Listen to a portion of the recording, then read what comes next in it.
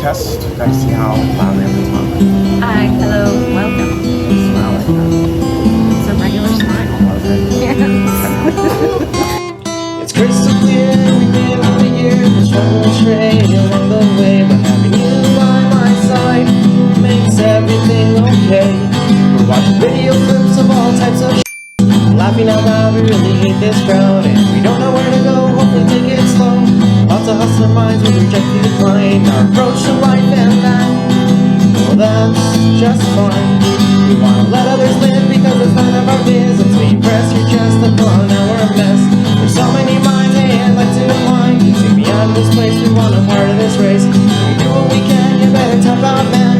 You're about to pass out or get a pick for the cloud. Why is it so hard out here? They made it so weird. Try to stay woke and humble and joke. It's f***ing hard out here.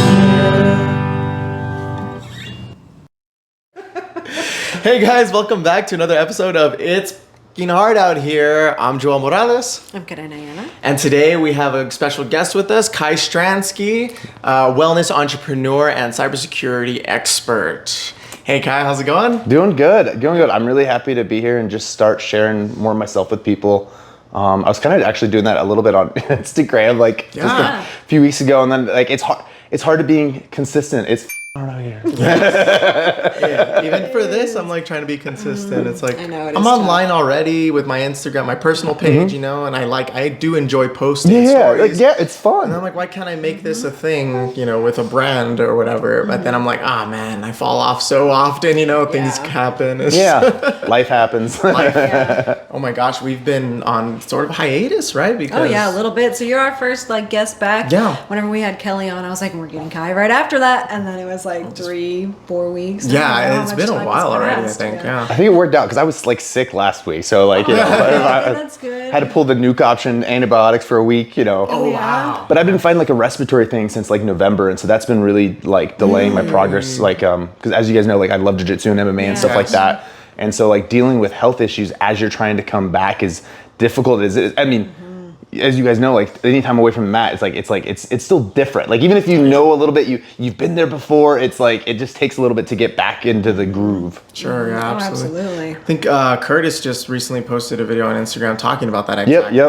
Just he made the comparison to what was it or used the metaphor of a workhorse. Yeah. Or getting on the horse, staying off the horse. Getting back on is difficult. Things like that. I butchered the hell out of that. I'm sorry. But check out the video. Sorry, Curtis. Okay. But yeah, man, we're so glad to have you. We know you through obviously 10th Planet, right? And so we just wanted to have you on, get to know a little bit more about you, and that's really awesome that you're sharing more. That's really cool because it is difficult to do that, especially to give of yourself if you're not used to that. So. Yeah, I think that's the other piece. For me, I guess I don't want to call it selfish, but kind of selfish. It's it allows me to process and go back and reflect, and then be who makes me me? What experiences did I go to, and what impact did those experiences have on the man that I basically have right now sitting with you guys? Yeah. And so I've been trying to kind of start diving back into that little bits by bit, but then I'll get distracted with life again. Absolutely. There's plenty coming up. So where are you from originally? Everywhere. So I was born in Hawaii, in Oahu, Honolulu. Wow. And I was there, I think, until I was 2 or 3 years old. And then I moved to New York. Whoa. And that's where my brother was born. And we were there for a couple of years as well. He was born in Rochester, New York. And then somewhere between there, we moved around New York a little bit, but then we somehow ended up in Wyoming for a little while in the Yellowstone National Park. So I remember spending time there for a little while. And then we ended up in, I think, El Paso, Texas. That's where the synchronicity. It's kind of funny. So I went there, I lived there for a little while, and then I ended up in California. I was there for 4 years, and then we moved to Alaska, where I spent 7 years, and that was where I feel I grew up. I consider that my home, just because that's the longest place I ever really lived. Okay. We're starting to get here eventually, because I've been in Austin 4 or 5 years now.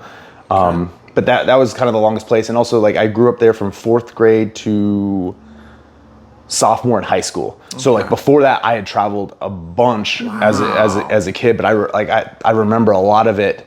Awesome. Which really kind of shaped me and like that aspect. But then like even after once we left Alaska, and then I'd been bumping around the Midwest, so I went to Nebraska, and that was where I finished my high school, and then just kept bouncing between Nebraska and Wyoming, and then eventually was in Wyoming before I moved down here. Oh wow! So that's kind of Those are some interesting places. Yeah. A lot of stories in between, but yeah, that's where my brain was going. I was reflecting. I'm like, all right, just get to the point, not all the little side stories. That's fine. No. So actually, I wanted to ask you, what was it like moving around so much in those very formative years as a younger, before you got to Alaska, let's say?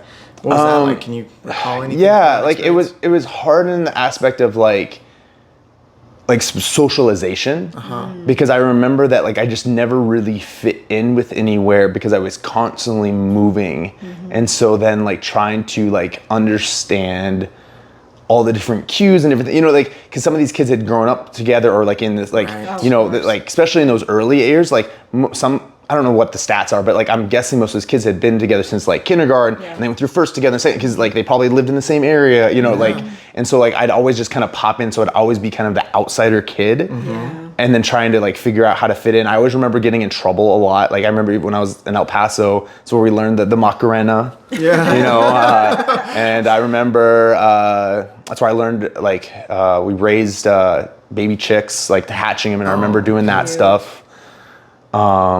But I remember being in the principal's office a couple different times, and then like getting kicked out of the class a couple times. Wow, what kind of trouble were you causing? I think I was probably just loud, and no, I was never a bully. I was always the kid like that kept to myself, but I was probably just loud, or like probably argumentative a little bit, like definitely it was like why, like because I just wanted to understand everything. Sure. And so like most of the time I did get in fights there.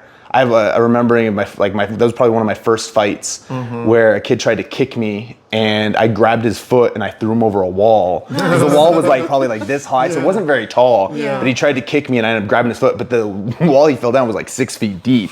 So he fell over a short wall, but then he went down into like the janitor's yard, because like that's back then when like the janitor like had a house on the school property. Because that used to be a thing. Like it used to have like groundskeepers literally at the schools. I remember that.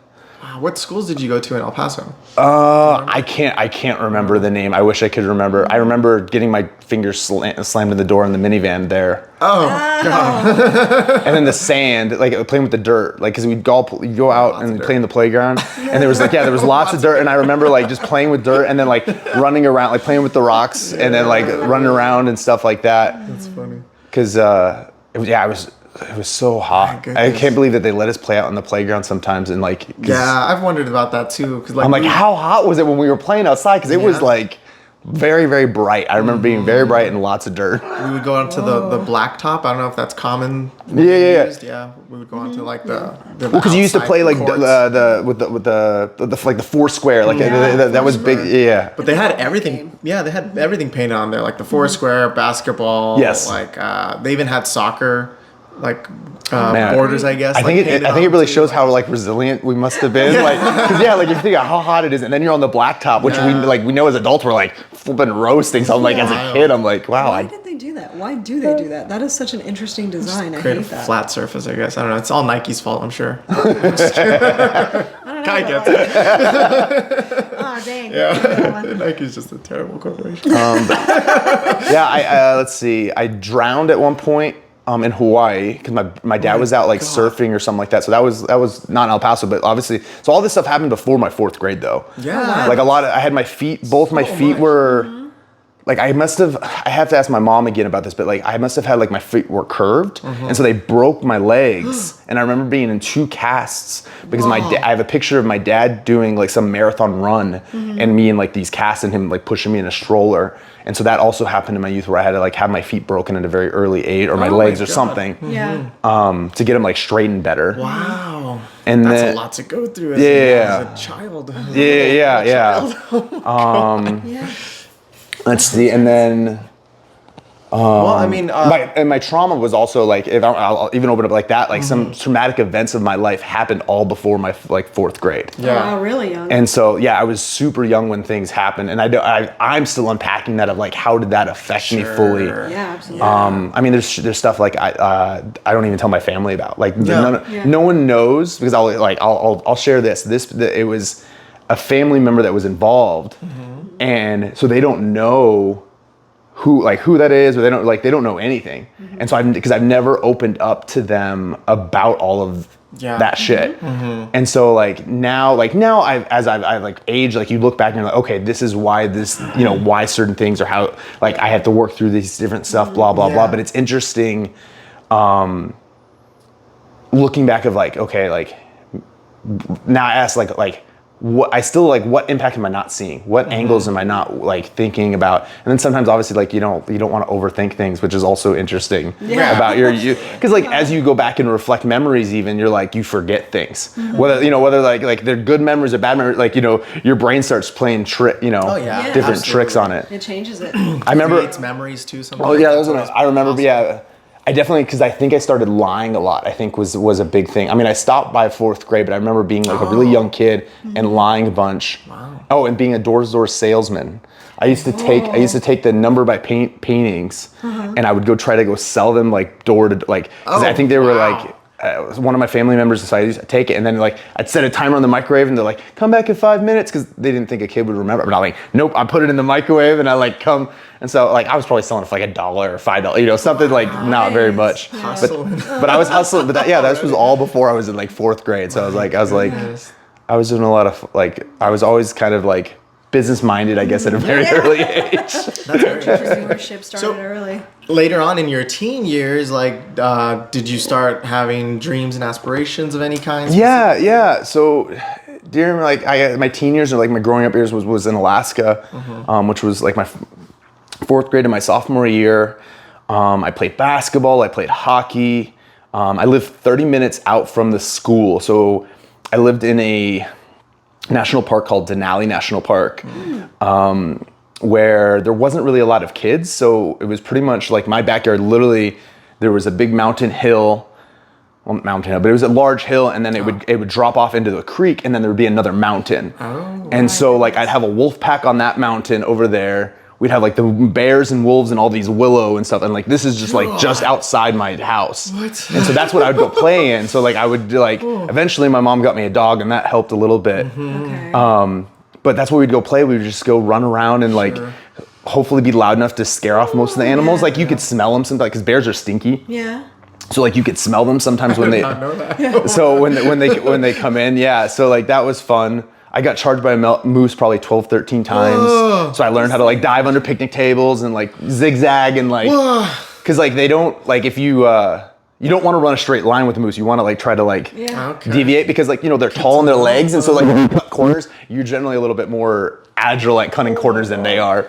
So did you have to like learn this like wilderness training and like? So when I learned this stuff. Yeah, I learned this stuff really young. Like I learned like like you have to jump down and like cover yourself and like get it, like especially when you were a kid, to protect like your organs. Like I learned all of those things.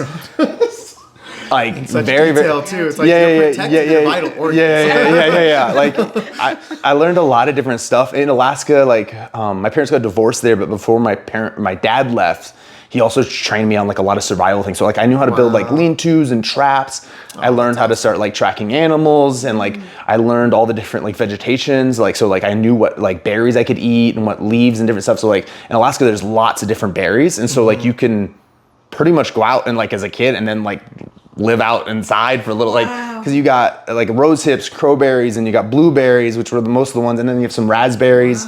It depends on what part of the state you are too, because like some areas have much more like berries than others. But anyways, the point is there's lots of berries up in Alaska. Abundance of berries. Well, depending on the snow too. I was gonna say, so what are the like actual living conditions like out there? It's because it's supposed to be rough. Yeah. So actually, yeah. So like, well, how does this guy have 20 years in tech? So like, because I lived in the national park, which is obviously owned by the federal government, they had a 1.5 megabyte DSL connection coming into the park. And back then that was a really big thing because like first I started out with obviously like the dial-up where you're like, you know, and so I played on that. Well, then once we had the DSL connection, that was almost faster than a lot of places in the world. And so I started with a very vast connection basically to the wide open web at a very early age. And so that kind of gave me access to knowledge at a very, very quickly. And so I just kind of really got into cybersecurity and like hacking computers. I remember like I had my first IT certificate when I was in middle school for basically Apple computers. Wow. And I hacked my first computer probably around the same time based off of just looking and like reading different programming stuff and figuring out how to like elevate privileges. So basically I wanted to go and make my account from a basic user account to an admin account. So then basically I had full control of the machine. And then eventually I was able to like get big enough where I could then elevate my privileges so then I could start taking over other people's accounts in the school. And so I became a menace I became a menace very quickly. But then the IT department, because back then they didn't really have like security wasn't a thing. So then they just started recruiting the kids that were like breaking into stuff because they're like, well, let's redirect their stuff. Nice. And so that really helped. And then I eventually got like invited to like a national youth leadership technology forum in San Jose, Silicon Valley, basically California, where like I got to meet like the founder of Firefox, Mozilla Firefox. I got to meet with like Google executives and Coca-Cola and all these. Basically, they were trying to zap all the like it was like a mastermind for youth, and so we had to do all these different projects and different stuff. Like ours was around. I think the project we ended up deciding that I helped lead was like. We wanted to capture the wind in the trade winds and utilize the trade winds to then create energy on like an oil rig platform and then be able to transfer the energy into probably like some batteries or some kind of containers. But basically just trying to utilize nature's trade winds to then help, you know, create power or something like that. And so we had like a big presentation that we had to do for them. And I remember doing that. And so that kind of just kept me fueled on the like I like just distracted, you know what I mean? Like I got rewarded for kind of continuing to like dive into that tech stuff. But I want to be a marine biologist.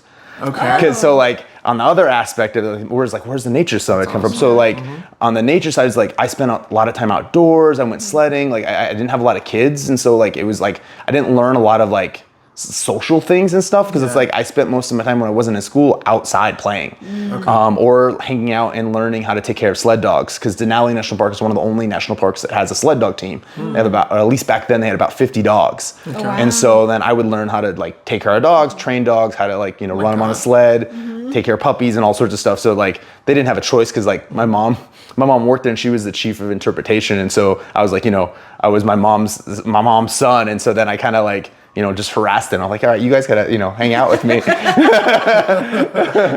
My mom's your boss, but you know, like. Were you an only child, or no? So I had my brother also, but my brother was kept to himself by then. Is kind of introverted. When my parents divorced, I was also in 4th grade. So my dad wasn't in Alaska very long, and my mom's, for the most part, like she was a single mom, so she focused really heavily on work. She always like provided everything food-wise and financially and everything like that. But and was always there like for like our talks and stuff. But then started kind of pulling away as she started like rediscovering herself. When you go through such a breakup like that, you know, she had her own stuff to do. So I remember her being really recluse, and so that was also kind of hard growing up because my brother was also kind of doing his own little thing, and he's a couple years younger than me. And it'd be really interesting, actually, I've never talked to my brother about it, but it'd be interesting to hear his side of the story about how his growing up was in Alaska. He broke his foot at one point. That was fun. Out sledding, basically. The sled went into the tree, and so I had to then haul it. So we were out in the middle of nowhere, and so I remember him dragging him on a sled to bring him back into the house. Well, so our closest hospital, like a real hospital, is 4 hours away through mountain passes and like snowstorms and icy bridges and stuff. Like literally, so to get to school, we'd go across the Nenana River, I think is what it was called. But this bridge was probably, let's say, from like this stairwell to there, but to obviously like split diagonal so they have cars, so cars could go on both sides. but it would drop, and it had to been like a 5-story like drop into nowhere. Okay. And the reason that bridge carries so much impact for me is because one time coming back from Fairbanks on like a groceries run, we had semis that would come by and you would just get whited out. Oh, like you couldn't wow. see anything. And so we almost went over the edge of that bridge. So like the bridge is over there, we went right here, and I'm like, wow, if my mom would have drove a little bit further, we would have been down the ravine. Oh my God. That is... And so she was so shooken up by that she ended up actually driving, I still believe that she drove back into town instead of going towards our home. Because like she just got so disemboweled. Yeah. Wow. But we got saved. We got pulled out of the ditch by this Japanese fella that must have rented a truck. Like he did not know what he was doing because he ended up damaging the back of our Blazer, but he got us out of the ditch. But like he basically pulled us out of the ditch, but then was like yanked the Blazers too hard and like basically dented his rental truck that he had. Yeah. But thank God he came along because it was super cold, whiteout conditions. That's the other thing. So anytime you live in Alaska, like the biggest thing I can tell everybody that one of the biggest dangers is literally the semi truck drivers. Yeah. And it's not necessarily because they're trying to be. It's just like you go by them and it's completely white. Like you can't see anything. And so like and there's multiple trucks sometimes, and so you're going like white out. Can't see anything, you're like, okay, keep driving the same. You remember what you last saw on the road, and then you get whited out again. And so you're just going through like, white out conditions. Oh God, that's so like back to my youth and growing up is like, it was like awesome and amazing and adventurous, but also like very like high intensity because it's just like, super you only go groceries like once a month. The one time stock up. Yeah, you would stock up in deep freezers. The one time I cracked my elbow, my mom was like, it better be broken. So we had to drive 4 hours to the hospital kind of thing. Like, and it was the middle of winter. So like, and my mom's a sweet lady, but yeah, she was like, no, this is like, if we could go through this. I mean, yeah. And then the doctor's like, it's cracked. I'm like, yes, that's close enough. I'm right, right. You have to be so well-rounded. I mean, self-reliant. Yeah. We used to be the only kids, for the most part, in the government like living area, because they had probably, let's say, 20 to 40 houses in a government area where basically these were staff that would live there year round, basically to just keep operations. If they're visitors, they need to come rescue visit, whatever. And so like we had a little community, but like I said, most of those people either kept to themselves or they were much older. So like we were the only real kids, and so during the summer, everybody would laugh because like we would be getting our squirt guns and we'd chase bees around, and we were just a little tired because we were trying to entertain ourselves. Yeah. But everybody knew who we were because we were just screaming throughout the neighborhood. Yeah, we're the only kids. Because most of the other kids that were there were like already older or in high school, so they didn't want to deal with younger kids. Yeah. I was curious, like, what was the reason for all the moving? And it makes a little bit more sense that it was like a government thing. So both my parents, my dad was in the Navy, and then got out of the Navy, and they both started in the National Park. Well, they didn't work for the National Park Service. My mom did first, but basically they met in the Grand Canyon National Park. My dad was working, I think, like for a concession company there, and then my mom was like a secretary or something for the National Park Service. And so from there, their next move, because like how you move up in the National Park Service is you got to move. And so you go chase these different GS levels. Okay. And so they'd move from Grand Canyon, I believe, to Hawaii, where I was conceived. My dad was, I think, at that point, like trying to become like a medical assistant. I think he was struggling to kind of like figure quite out what he wanted to do. He eventually got into law enforcement. But my mom worked for the Pearl Harbor Memorial site there. I think my dad did eventually too. But like, because the national park has like a beautiful memorial site for Pearl Harbor. And then basically, we just kept jumping into different stuff. And then like throughout their career, they had to like shift different roles. Because I remember at one point we moved to like California. My dad was a law enforcement officer by then, and that's one reason we went there. And I think during that time, my mom, for the most part, stayed home because I was actually homeschooled for a little while. I went to a Christian school for a little while. It was interesting time in California. And then because I also went to public school, which I think I got kicked out of public school is maybe why I got homeschooled. But I don't remember. I should ask. And that was all in California. But like I said, in that time, and then my mom got her master's degree then. Wow. Or worked, And so then once she got her master's degree, then she got back into stuff. And I think the Alaska job was her first like big leadership job.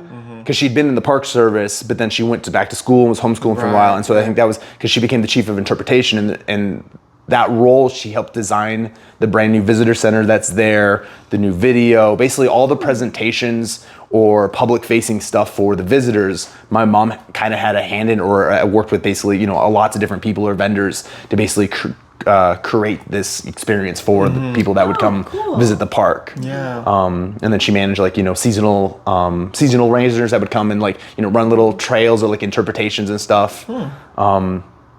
I don't know if they do any, so how much of that they do now, but like you basically used to be able to go to like Denali National Park and there'd be different programs and times, and you could get with a ranger, and the ranger then would like take you on like a guided walk through the stuff, but then they would tell you about all the different stuff and teach you about the trees, the stuff. And so like I used to go like on a lot of those different walks because those were my mom's employees also. And so they kind of got stuck with the babysit a little bit. But I was a good kid in terms of like I was interested in learning what they had to say. And so that also helped me learn how to like survive in the land, because I was like, what knowledge. So I kind of absorbed between what my dad taught me before he left and then kind of like the little interpreters. I really learned how to like live in Alaska and how to like be a little wild child out there. Kind of. That's awesome. Wow, that sounds like a great experience overall. Yeah. I would say so, yeah. And so so you got interested into like techie sort of things, and then you said what kind of biologist? Marine biologist. Marine biology. Yeah, I've always been into like whales and dolphins and things. Okay. And did you ever do anything with that? I think I started studying science and like chemistry and all that stuff, and I was like, no, I can't stay focused long. Even though like I'm into programming and tech, there's a lot of like similarities. I just couldn't get into it. Like my brain just did not want to like dive deeper. I thought it was fascinating, but I never found a way to like for it to click. Okay. And I think that was also part of it, because I tech clicked.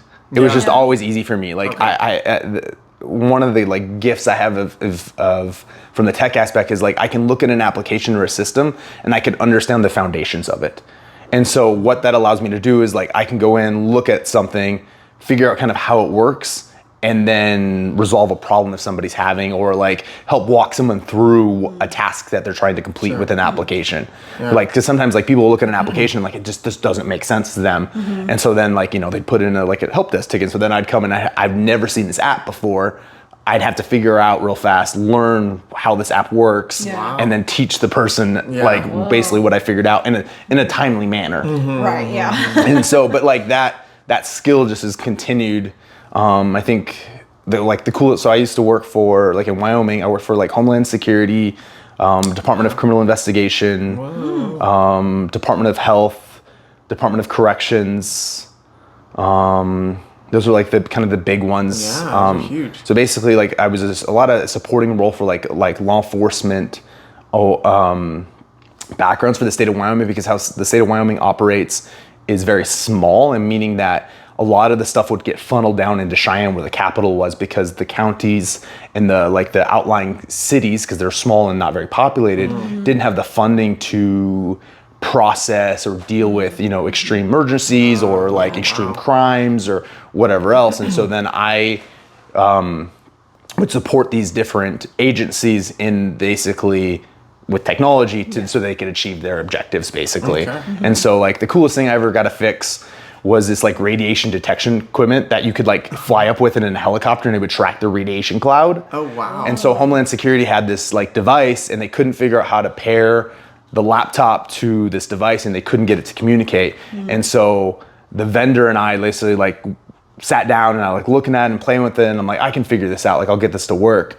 And I honestly today, like I feel like it was still a fluke, but I was able to figure out how to get these 2 devices to work and basically save like them a couple $1,000, because otherwise they would have had to like replace the equipment or whatever. And so it was like, and so that was what the motivation was for me to figure out how to fix it. And I was like, oh, okay, I got it. And so that was really cool. And then like I'd help with like different operation centers. So like they would spin up emergency response centers or security operations centers like SOCs. And they would, from these command centers, I would make sure that like they had their GIS reports, or they had, you know, just basic technology, anything that they needed to basically, from a technical standpoint with technology, resolve. That's what we do. So we'd like have guys in there like 24/7, basically supporting them, so to make sure that like anything happened, they would have the resources, so they didn't have to worry about it during an emergency. Right. The other stuff I did is I helped more for like criminal investigation. I got involved in like catching like child predators and stuff like that, and doing that stuff. That was really cool work, really dark work, but very cool. I can only imagine. Just helping different, basically just handling the hardware aspect. Just basically like the guys that did most of the stuff were like data scientists, like the brilliant people, like because like the forensics people are like just get really into, at least I think that they're just super nerds, but they're just really really smart. But like that, there's like, what is it, like layers to it. So like for me, most of the stuff was just like supporting them on like an operating system level of just making sure I could get them stuff, like get their stuff, or like, you know, chain of custody, or it's like it's like all the little details. I think that anything I could share is like I got an aspect to play in all the little like sandboxes and get a taste of a little bit of everything. Okay. Cool. Because like one of the organizations within DCS is like the firearm forensics. Okay. And so learning about and like seeing the forensics lab and how they figure out like, you know, the fragments of the bullet and how they can actually like trace it all back to the gun and the rifling and all the different stuff. It's super fascinating. I don't know as much of that stuff now because obviously like it's in the past of like my brain, but I got to like be around all this and learn all of that different stuff. So it was really cool Many different types of details. but that goes back to the application piece. So like in a forensics lab, they have applications I've never seen that's something to do with blood splatter, and I'm like, I don't know what this is. And they're like, but it's not working. I'm like, okay, I guess I'll figure it out. Wow, that is so interesting. Yeah, there's a whole world of apps. I mean, Wild. like how you had mentioned, you just have to figure out how the app works first, and then figure out what's wrong with it from there, and then correct it. Yeah, I like at one point when I worked, so I started my career in a prison actually. So I've had a lot of jobs, but one of the jobs I had that started me out like in my like, I guess my true cybersecurity role was in a prison. And so that's where I learned how to set up like security camera systems, ran networks. At one point I was managing an inmate network of probably like 400 inmates. So they had their own closed network within the facility. So like you couldn't get out to the internet, but then they could still access to like documents, to do like try to run their businesses, to set up hits on people, like a bunch of different things. And I say that because like I would have to go do investigations on guys that were like running businesses out of the prison, or they were setting up hits, or they're trying to hide stuff, or they were trying to create pornographic stuff on it, like. And so like you would have to like investigate and write up all these little like data sheets. So I learned how to like basically write investigation reports, like there's a certain way that you have to like, right. So that was really cool and interesting. And then eventually what happened was the state of Wyoming, they, and I apologize, I'm jumping everywhere, but the state of Wyoming combined their technology department. So they created something called Enterprise Technology Services, ETS.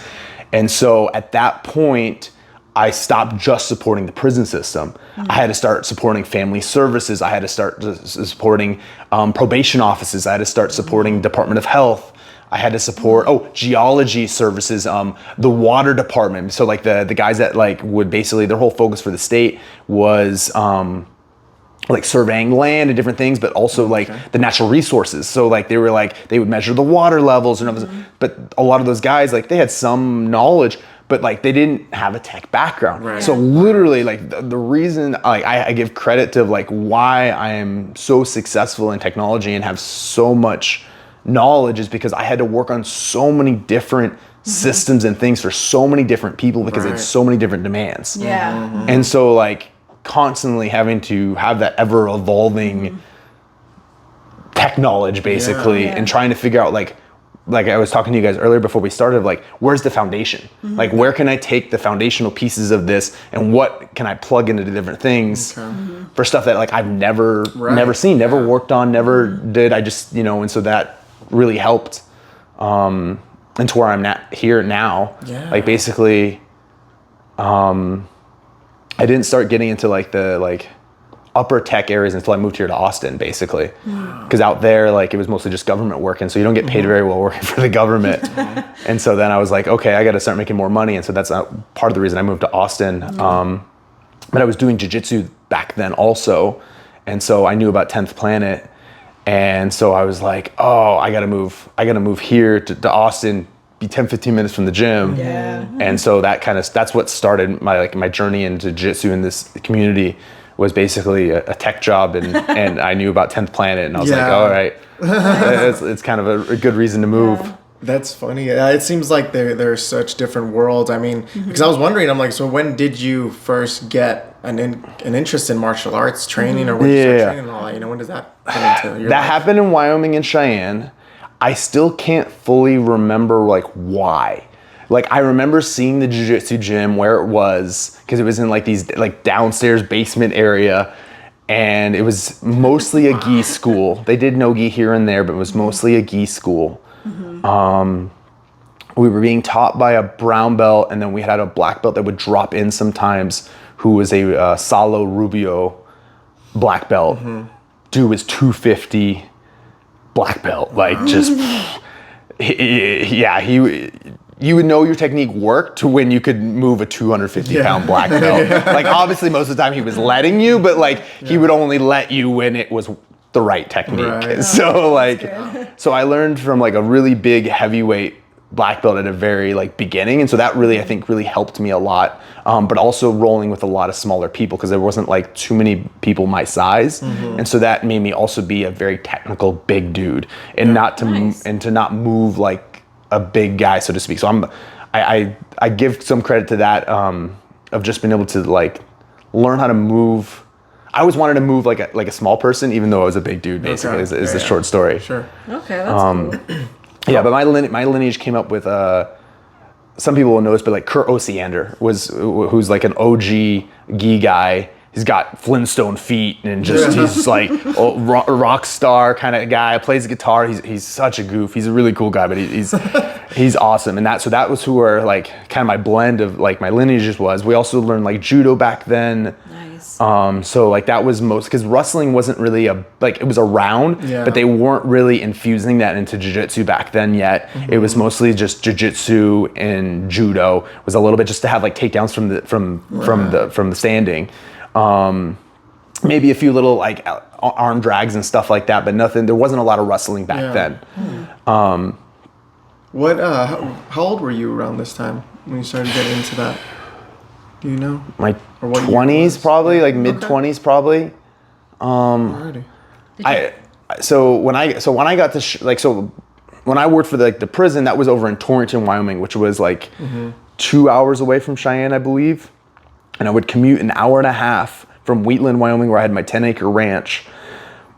From there, all the way to Torrington for a while in this little like Aveo clown car, like a little Chevy Aveo. it's super tiny. And I was much bigger then, because I at one point I was about closer to 400 pounds. Really? Wow. So that place is also where I like lost a lot of weight, where I just like chose to start dropping a lot of weight. But yeah, I was commuting back and forth because I had a little 10-acre ranch in Wheatland, Wyoming, that's where I raised boar goats. Wow. And I had, I think, like 40 boar goats, I think, at the top of it, which was really, really fun. I really, really miss doing that. That was a lot of fun. I don't know anything about. I don't even what'd know you do what. with them? They're boar goats, BOER. Okay. They're meat goats. They originate from New Zealand, maybe South Africa, I believe. But they're hugely actually popular even here in Texas. Okay.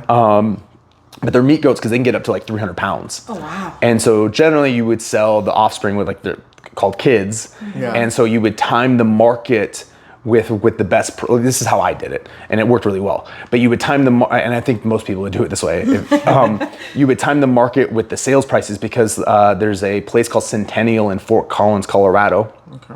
That's where you'd go sell them, and they would put out data sheets, so spreadsheets. And so, you had to get my tech degree. I would then figure out where was the best, where was the plots and the points, and like looking at the sales and like how much per pound. And so you would figure all that out. And so then when you had your offspring, you would time to you would time to breed the billy with the does to make sure that you would have the kids at the right time and at the right weight to then basically maximize your profits. Okay. And you would know based off the seasons too, because like, certain seasons, obviously, like more people want goat and stuff like that, and so I think they had like Muslim and Jewish communities and stuff like that around like the Fort Collins area. So like that area was really really good for like people to buy goat meat. I like goat meat personally. Some people don't, but that was another really big thing there. But that's a whole other separate story. Yeah, because That's wild. Yeah, because like well, let's see, how did I get into ranching? Shoot, I apologize. I'm going all over the place. That's fine. okay. We'll go back. Let's see. So this is most of these stories that I'm talking about was probably in my 20s. Okay. So I graduated high school in Nebraska. I got married when I was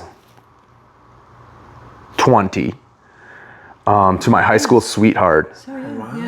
Yeah. We broke up like once or twice somewhere in there. Like I shouldn't have married this woman. But I also had 2 kids with her. Oh.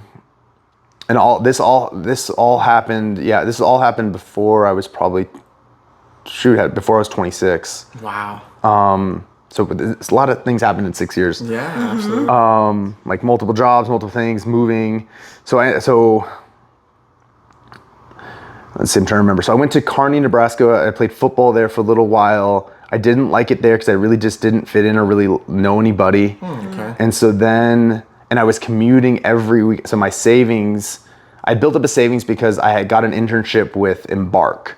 Embark is a telecom company, like Sprint or AT&T, but back then it was for like telecommunications. So like your DSL, your phone lines, all that stuff. So like I learned how to like splice into phones and splice into stuff and like how you could listen to phone calls and also, it's really cool stuff. And how the NOCs, the network operations centers would work throughout like Nebraska as an example of like how basically communication would flow Okay. to everybody. Yeah.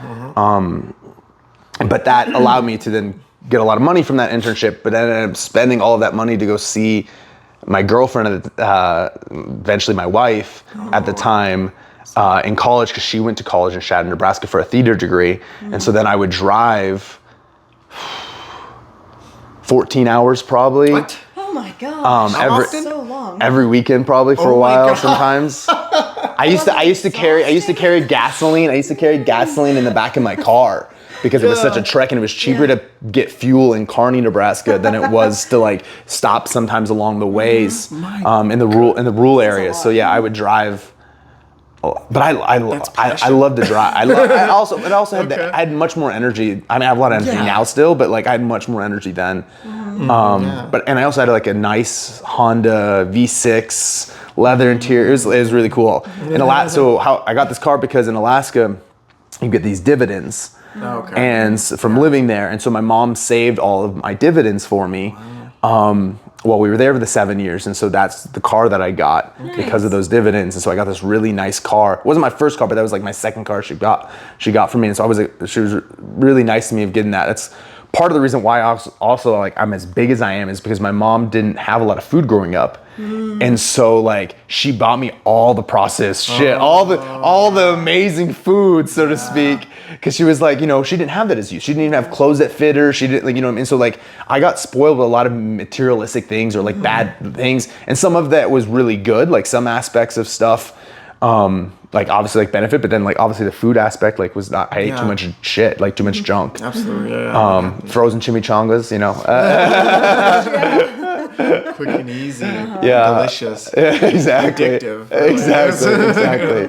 But like at the same time, like my mom used to make me go spend summers with like my cousins and stuff like that, where we'd like all huddle in a pile and sleep like on the floor and like watch TV, and that was a thing. Well, because we lived in Arizona, like it's in the desert, and so like it gets super cold at night, and so like all the adults obviously had beds and stuff like that, but like all the cousins, we would just pile in kind of like had some little blankets or pillows and just kind of like pile. And I remember just like kind of calling it up and just to stay warm. Yeah. But she always sent me there in the summers, like also to like help me remember like, hey, this is how your rest of your family lives. Like we're really fortunate.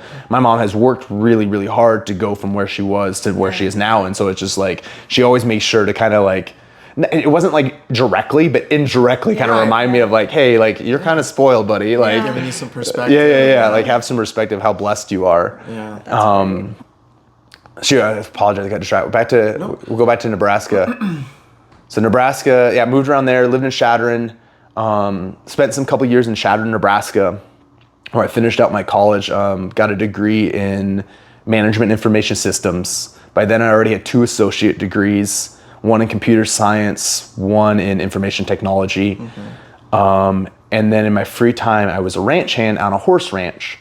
And so I got to basically just work out there for free, and like hang out with horses and take care of cattle and fix fences, dig post holes. Like I loved it. And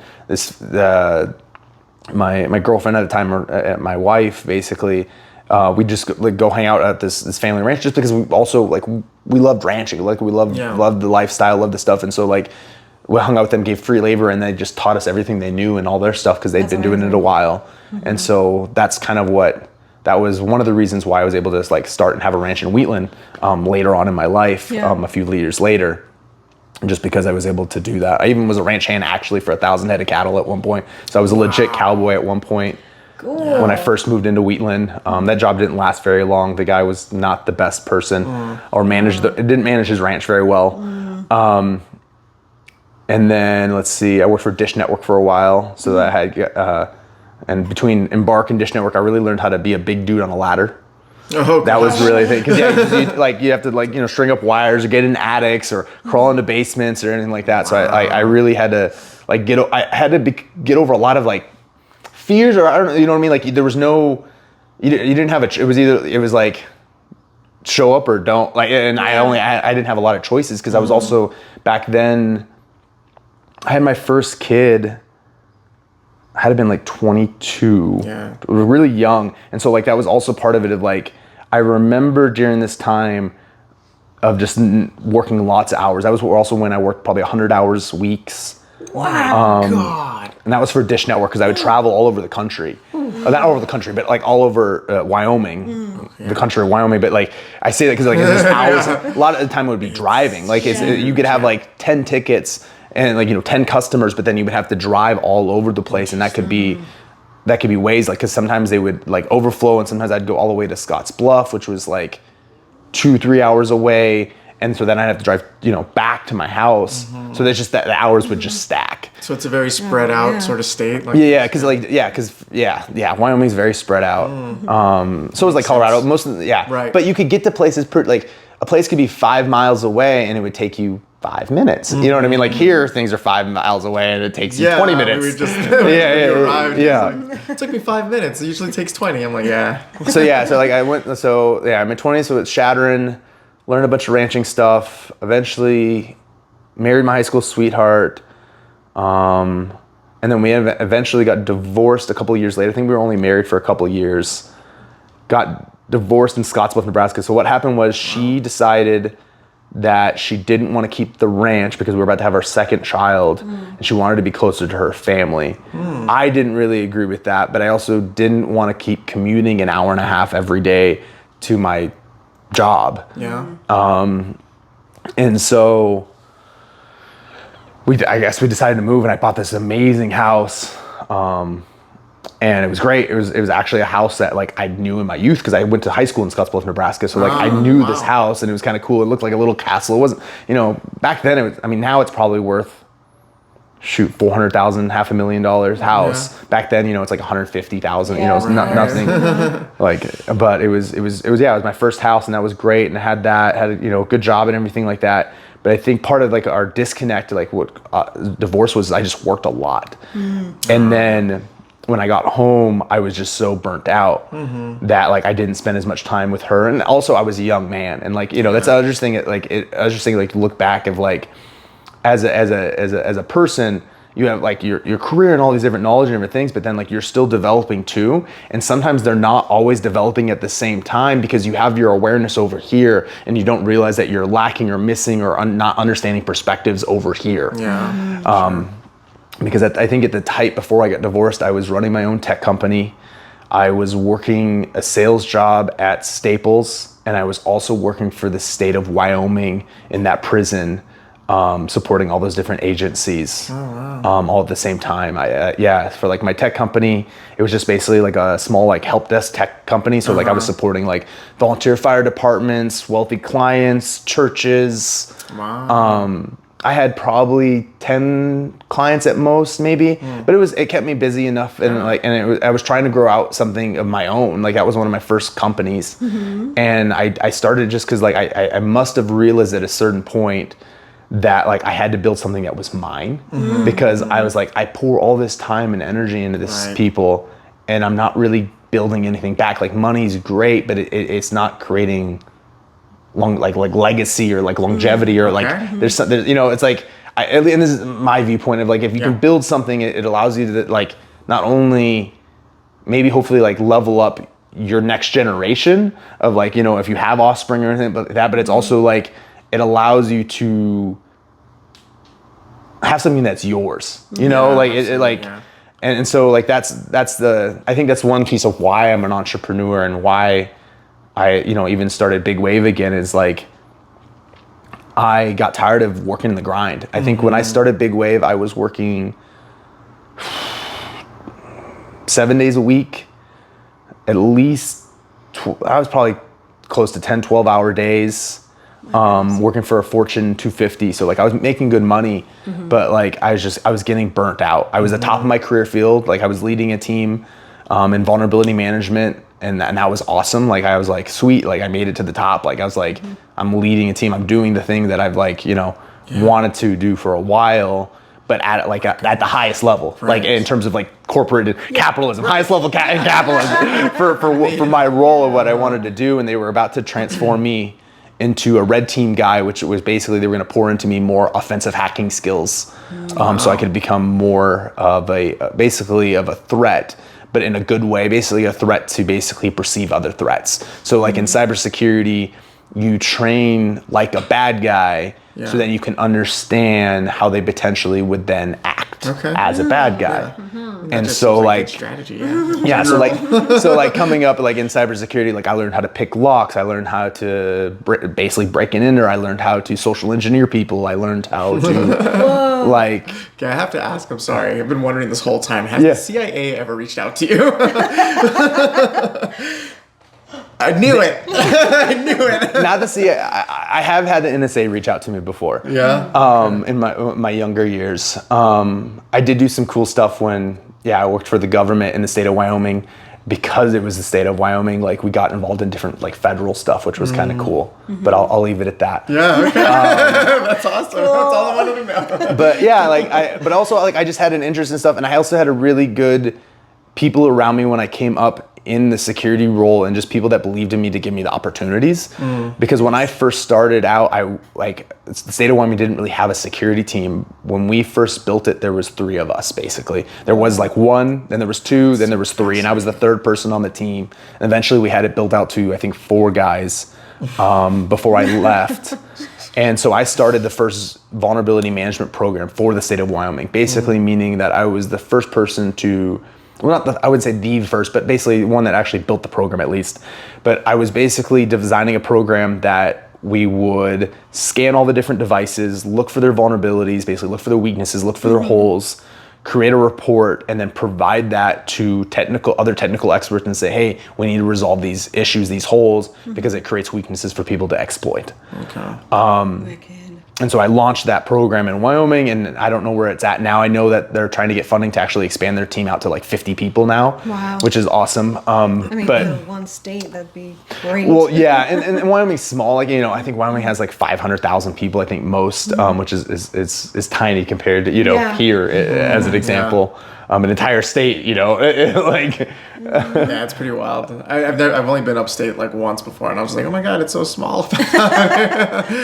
Wow. So That's like doing all of that work, and then you really devoted yourself to learning all those skills, but then you realized you needed something else. And Yes. Yeah. Thank you. Yeah. I needed something that was like not sitting in a chair and just like basically like directly plugged into the matrix, so to Yeah. speak. And I'm gonna go kind of like conspiracy a little bit. It was just like, it's like literally I'm in front of this blue light. I'm just selling my soul to a digital space is what it felt like. okay. And I grew up in the middle of nowhere. Like I grew up also in nature, like, and learning how to like, you know, I ice bathed in the Bering Sea in Nome, Alaska. Like I used to just jump into creeks and be like a wild child. Yeah. Like I was really very connected to, you know, my tree hugger roots, you can call it. and so like that also, I think that really has pulled me back, and like also just to have more fun and freedom. Like if I'm going to say anything about like what I strive for and what I try to help others achieve is enjoyment of life and freedom, whatever that looks like, you know, whatever that style. Because like, you know, for a while I'm like, I want financial freedom, and I'm like, that doesn't, like, if I'm always waiting for my finances to be great to create my freedom, I'm never going to actually start feeling that freedom.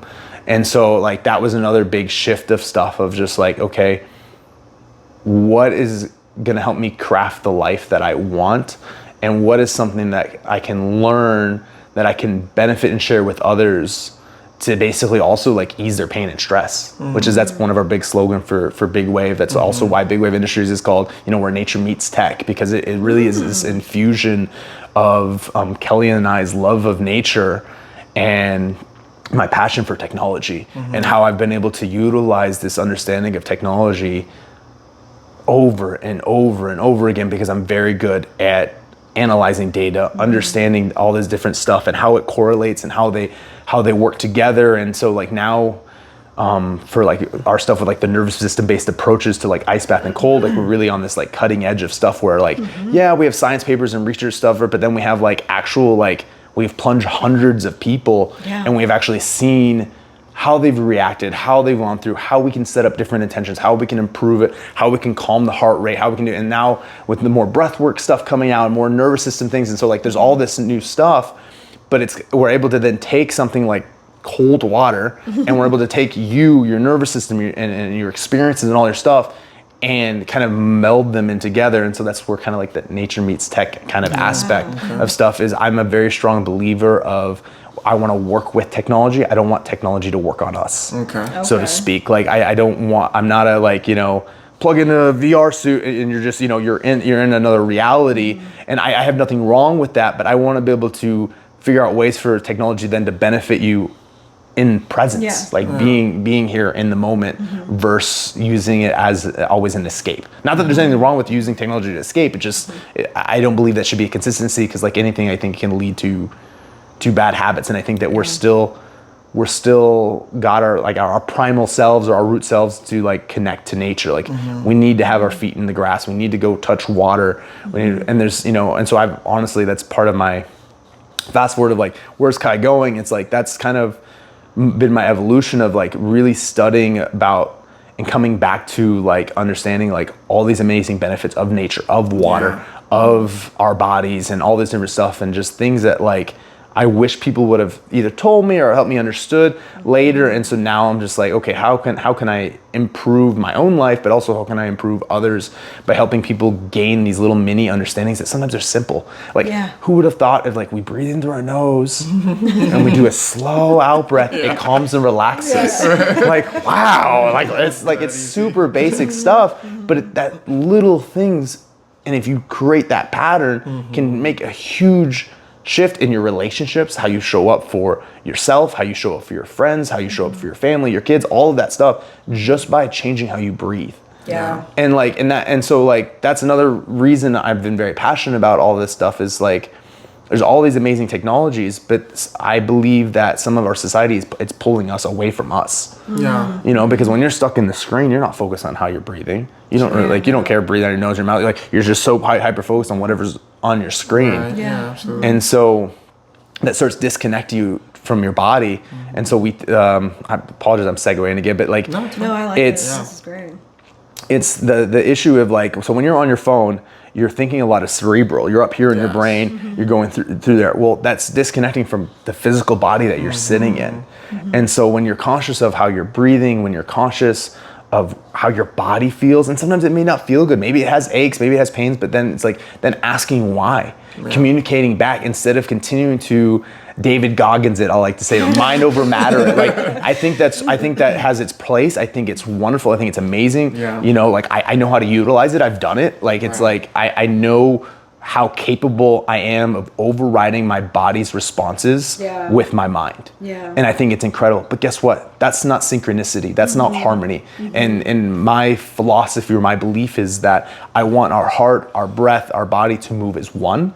I want us to be a complete being within ourselves.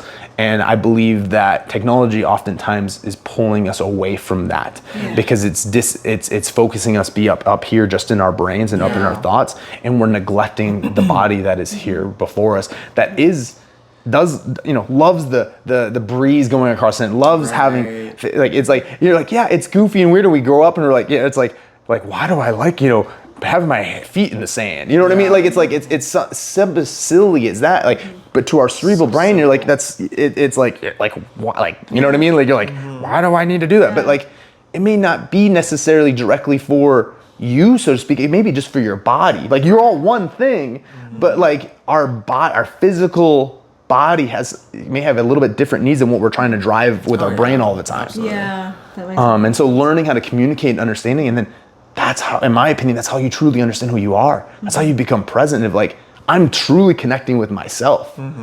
Like, why is my foot yelling at me? Why is my leg, like, why are these things happen? Like, and then investigating it and connecting it and understanding it, like, those calls. Because some of the things, the beautiful piece is like, you still have stuff from your youth that's still calling to you. Oh And my if you, and, gosh. and you may have, some people ignore it and everything else, and then maybe that turns into resentment or anger or whatever else, and you don't know where that's coming from, and it's just coming from your inner child or whoever. It's like, say, hey, me, like, I'm still here. You should go have fun. Like, all you do is work. Like, like. That's exactly that. And so, but it's hard. Life is hard to balance that. Like, it's hard to do that, and that's also kind of another reason why Big Waves around is because I wanted to connect back to myself. I wanted to help other people connect back to themselves, but I still wanted to be able to say, like, hey, like, technology isn't bad. Like, look at all the amazing technology we're able to utilize to actually connect you back to yourself. Yeah. And so, yeah, that's kind of that. Yeah, that's super fascinating. I mean, It really is. it's so much more important now, especially with the integration of technology, right? Like, we have become so disconnected. It's become very apparent to me through watching children now, just growing up with the available technology. As you were mentioning earlier, our body might require certain needs that we're not paying attention to, and that just becomes more apparent when you're like watching it happen to someone else in real time. You're just like, okay, like I've had situations where one child will be describing like feelings of anxiety, or they're just expressing like agitation or whatever else, stomach aches, headaches, things like that, but they're just like glued to it, and I'm like, well, let me tell you, you're using a lot of brain power right now. You don't realize it. Well, and the other piece, the more I'm understanding the body and like connecting to, obviously, like, this stuff is like, I'm super into this stuff. It's like our like serotonin or dopamine, a lot of it's generated in our gut. Oh yes. And so the other piece is like, yes, you're getting downloads and you're using your brain and everything like that, but like there's still signals coming from your lungs. Even your lungs are connected to there's, because your nervous system is intertwined into all of this stuff. Yeah. And so it's sending all these neurotransmissions all over the place, but it's all starting from here. And so if that device, which they now prove, like, it's creating a lot of dopamine, a lot of excitement, a lot of stimulation, that does affect your internal world, whether you really truly realize it or not. Right, yeah. And some of it, it's like, yeah, of course you got anxiety. Dopamine creates energy, it creates excitement.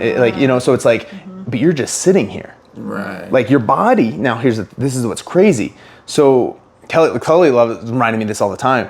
So like if you watch something scary on a show and you jump, Oh yeah. it's because your body can't perceive it, but it's the same thing with what's on your screen. Right. So you're watching something on your screen, and like sometimes like because like you're intellectually you're like, but like your body itself may not always be able to understand. You're like, it doesn't know that like, hey, that's not right there, right. Or you watch a jump scare thing on the screen itself, and so it's just like, it's remembering that it's a balance or a harmony, I like to call it, and that's why I like to say I don't like using balance too much because. Can you get in? I would love to. Yeah. So balance. I'm trying. To me, I think of like the justice scales. Okay. And so like I'm like, okay, yeah, because one weigh's here, and that sort of balances out. But is that really balanced? There's one's higher than each other. I'm like, yeah, it made it balanced. Right. But is it actually balanced? Where harmony to me is more of like a flow, and I'm gonna steal Bruce Lee's line of like flow like water. Yeah. It's like life. If you get like is evolving and changing, and so harmony means that you're sometimes going to be extreme. Sometimes you're not going to be extreme, and so like playing with that flow of it, versus being so more rigid, even because like even in that balance. Like if you're walking, a tightrope, to be balanced, you may be really heavy on that left side to balance that right side that's pulling you or something. Where if you were able to just kind of to flow with it and kind of instead of being directly head on with it, is kind of the philosophy that I try. I try to resilient or and more open-minded. Right. Like, and so then that way you're like, okay, I will collect all these data points. So I'm getting back and understand some of my tech foundations, but I guess this is definitely a big foundation of like, I utilize for threat intelligence even. But it's like you create all these different data points, but you don't hold things to those data points. You don't say, hey, that apple's red and it's only ever going to be red. You just say, okay, hey, the apple here in this situation, this circumstance is red. And so then the next time you also, like, let's say the apple becomes orange for whatever reason, and you're like, well, now that apple's orange, that's weird, that's an interesting data point. And then you're like, oh, but this one has, a leaf with it and this one doesn't. And so, but then you're like, oh, over here I see a red apple with a leaf, but the orange one, but this red apple didn't. And so you're like correlating all the different little data points, but you're not holding those particular objects or things to those because they may change. For the next day, that red apple could all of a sudden be green. Yeah. And that's maybe not the best analogy, but it's the same thing with like people. It's like when you're analyzing things or technology or anything like that, there's a harmony in it because if you keep it just trying to balance it out or trying to like keep it one particular way, you're gonna be kind of disappointed. I feel like. Yeah, exactly. It's almost like self-defeating, I guess, in a way. Yes, because for me, like I'm always constantly trying to improve and grow and become a better person, be a better man, have better interactions, show up better, or reflect on like, hey, I'm being too egotistical here. Or, hey, that's a little bit more narcissistic than I'd like to be, kind of thing, But also like facing and then unpacking that even deeper of going like back to like the data point piece of like, hey, where does that originate from? Is that actually my own, or is that from my father? Is that from my mother? Is that from my brother? Or is that from an event that happened somewhere else in my life that taught me that data point, but that's actually not a valid thing to do? And then the hard part is then you're like, okay, then I got to clear out that data point because that one data point is actually what's holding you back from becoming the next person, so to speak. And so anyways, like that's kind of jumped all over the place again. I apologize. My brain moves very quickly around a lot of different stuff, but in my brain, like trying to like explain it, like it's all spider web together. Yeah. So like all these things that I talk to you guys about or like explain, they all they're all like balancing off of each other, or they're flowing around each other, kind of thing. Yeah. So it's interesting. It makes perfect sense. Yeah, you haven't been all jumping around. Yeah, I mean, that's how I feel. That's how I feel. Cause like I'm very visual. So when I tell you and start talking to you, literally screens are popping up in my brain. Like think of like multiple tabs on Chrome or a browser. Like that's what my brain starts doing, and then it starts shutting it down when it's too much. But like I actually visually see the memories. So as I'm trying to tell you, like I'm getting the colors, I'm getting the smells, so like it's very difficult sometimes for me to not talk too quickly because I'm getting inundated with so much information and data that I have a hard time trying to explain, like without like having all these side quests of like trying to explain the situation around it, because not only maybe be here with you in the moment of like seeing the stuff, I may even be able to witness and recall things that are happening on the side. So like things that I may not even be interactive in, but there's somebody else like life, or they're doing something, or an animal, or whatever. Like I'll have that perspective over here of what I viewed while I'm still here in this situation. So it's very, it's cool, but it's also very like, it's frustrating for me sometimes because I'm like, did I jump too, like, or did I over explain, or like, because I have like so much information that's just like being thrown at me basically.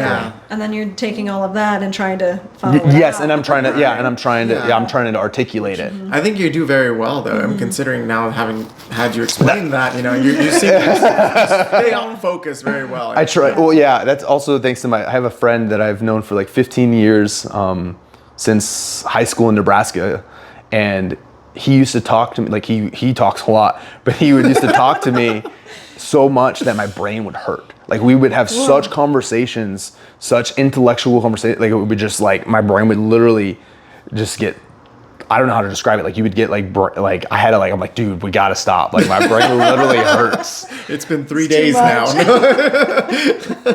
But that really truly benefited me of really being able to like understand things, and like, it's interesting, like I said, like that one point of like pushing my brain that way and growing those neural like literally, like your brain, I hurt so bad, but it was like, obviously had an impact on me. And so it was interesting. It's super fascinating. I mean, you seem really so well-rounded and just like have so much going on. So many experiences. I've lived a lot of life in a very short amount of time. But because like even when I was in Shadron, not only was I volunteering at a ranch, like I was a security officer for the campus. I was working at a cell phone company.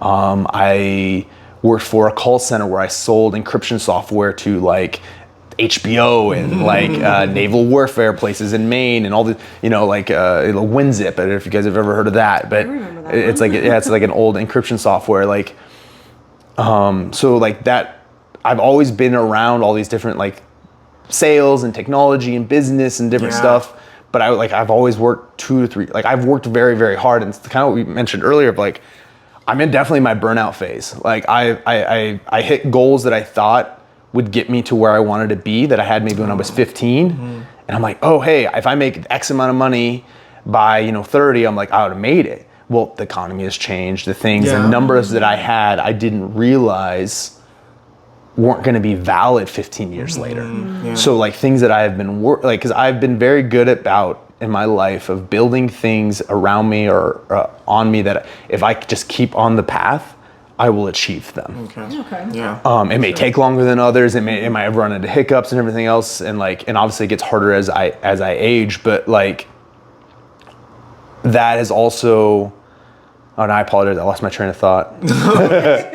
You were talking about, we were mentioning how you do stay focused very well, and like you have so much going on. Well, I also have ADHD, so that also helps. Burnout period as well. Yeah. Oh, thank you. So the different jobs you've worked.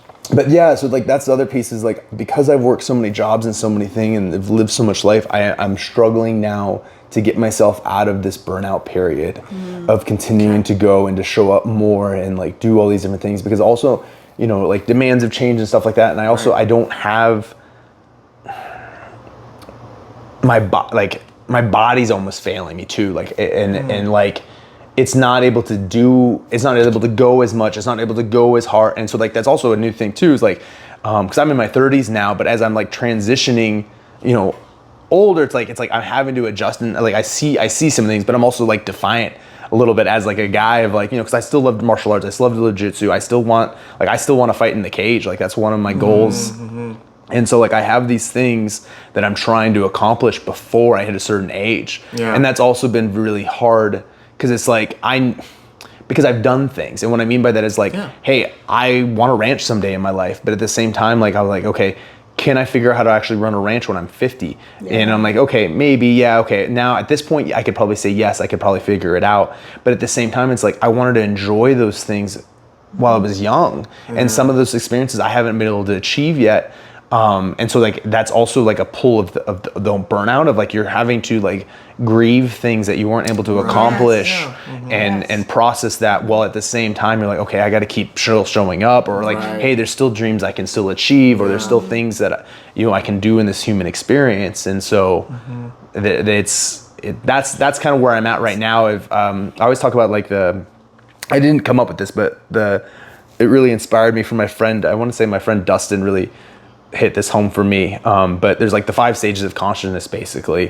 And so you have like the first stage, which is building the awareness of it. You're like, okay, I got the awareness of the issue or problem or thing or excitement or whatever project, whatever you want to say it is, you have awareness of it. Okay. Your second spot is you're like, okay, I'm going to start planning this out. Like, okay, I'm aware of it. How can I work towards action? Okay. And so then you're planning out, you're looking at it, you're analyzing it, you're just collecting data, whatever you need to do. 3, you start taking action in it.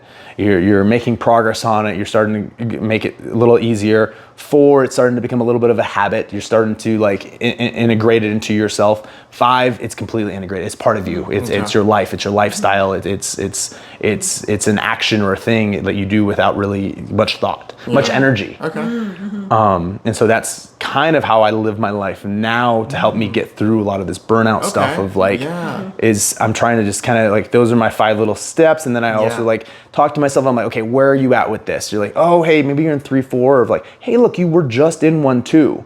Like, have some grace for yourself. Like, it's like you're at least now taking action. You're not just planning about it. The action may not be going as well, or it may not be as consistent as you would like, or the habit it's not there as much as you would like it to be. And then, of course, you would love it to become who you are. But, and so it's like finding that balance has really been helping me with my burnout. But then also just having to sleep and slow down and trying to just enjoy life and not worry about, which is also difficult. And when because this sidebar a little bit of this, but it's on topic of like when you're in, so this is back to like kind of the nervous system stuff a little bit, but it's like when you're in survival state, you don't always even know you're in it. Right. First off. Second off, the decisions that you make within that survival state are not always going to be the best decisions, but they're going to be decisions that are able to maybe get you that short-term comfort, but you're blinded by the long-term detriment. Or sometimes you have to make that decision because it's the only way to get you through to the long-term stuff. Oh, there's the kitty finally. She's gonna She's like, I feel that. I totally get what you're saying. But once you get out of that survival state, and then you're able to reflect, even for a moment, even if you're able to like, here's the water, and you're able to just get a little bit of air, you can kind of see some of those decisions. You're like, but at the same time, it allows you to then kind of also like shift, like in those brief moments. It's like, okay, how do I shift and get and some people like or let's say they're more financially well off, they get those sips of air more often. Maybe they maybe they have different stuff, or maybe because even then like they get stuck in their own little bubble or head and they don't realize that like having gratitude for how far they are or wherever, like they get so stuck, just like anybody. But the thing is looking for when we get those pockets of air and be able to acknowledge that. And I think that also helps. Like, again, another thing that helps with burnout of just like, okay, where do I get those little pockets of like catch my breath, so to speak, to like, sometimes you have to go back down, like just to get back up. Like it's kind of interesting, but that's, that whole roundabout that thing is like that's kind of how I'm dealing and swimming through this burnout period for myself of like, because I still have things I want to accomplish. I still have a business that I want to grow. I have things I want to share with people. Me getting out there, like an example of what we talked a little earlier of like Instagram posts. Like, I use my Instagram a little bit for myself, some of it for like business aspects, some just to also express myself.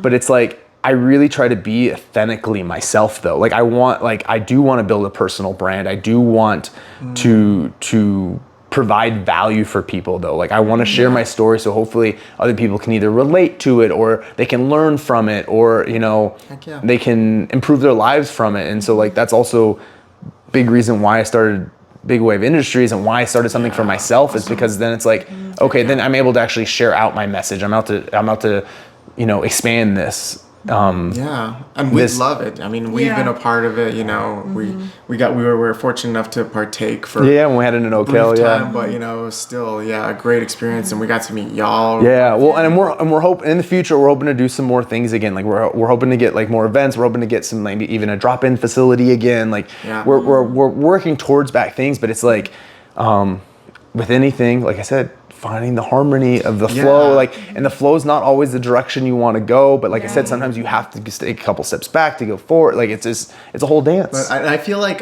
what Big Wave Industries has provided is those pockets of air for a lot of people, which is really wonderful. And I think, you know, what I love so much about it and what I love so much about y'all is that you're providing that service for people and providing community. Obviously, that's a huge one for me. And always. it's so easily accessible. Like you're not making this difficult for people to like learn about. You present it, or y'all present it in a way that it's like, oh, it totally makes sense, and I can feel it while it's happening as well. Yeah. Like we have gotten so much like huge nuggets of information just about yourself, like ourselves, and even in like just the last 5 minutes, you said 3 things that just like really opened up how I felt. And I was like, wow, I super relate to that. And I feel like a lot of humans don't pay attention to that, but it is something that they're going through all the time. Grieving parts of their lives or grieving just things that happen and it did or didn't happen. And you're moving forward with that.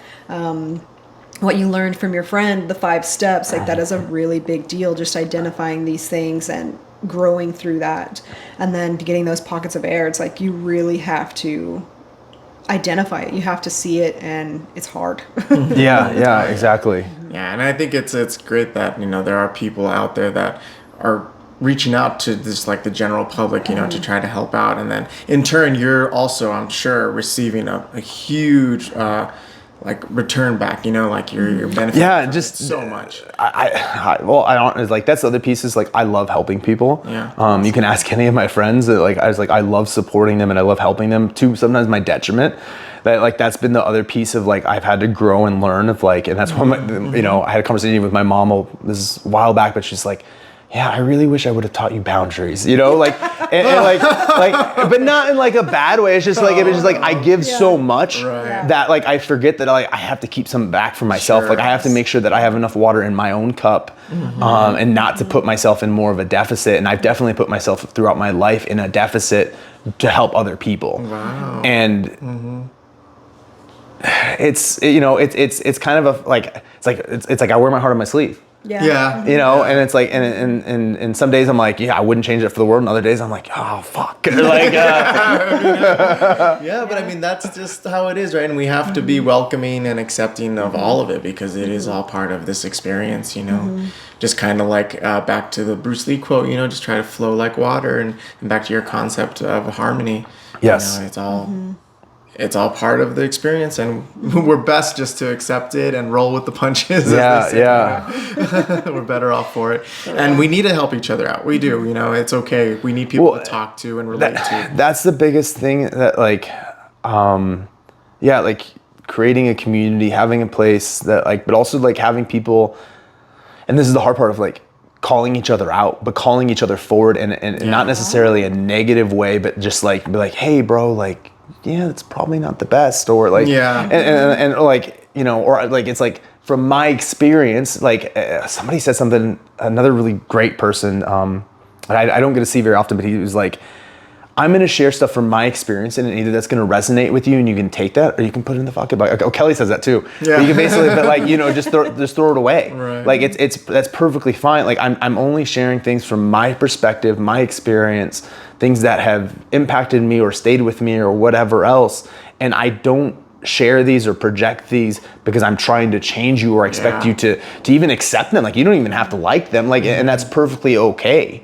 And I think that I want to be able to at the same time, like, it's like, yeah, it's like, I'm trying to just be me. And it's like, and me can be wrong, me can be right, me can be indifferent, like, it's I'm just trying to show up the best way for myself and for others, so that way I can hopefully improve this human experience for them. And so, like I said, the whole tagline of like live with less stress, less pain, and stuff like that, because there's ways to do it, and some of this stuff is it's very simple, but we forget about it. Yes. Or it's or maybe it's not very it's maybe it's simple, but it's simplicity with complexity kind of thing. That's been a thing lately. Yeah, it's like it reminds me of terminology used in whatever intellectual academic realm of like philosophy or science. They have loaded terms. It's just a single word, but it has like this whole philosophy behind it. Yes.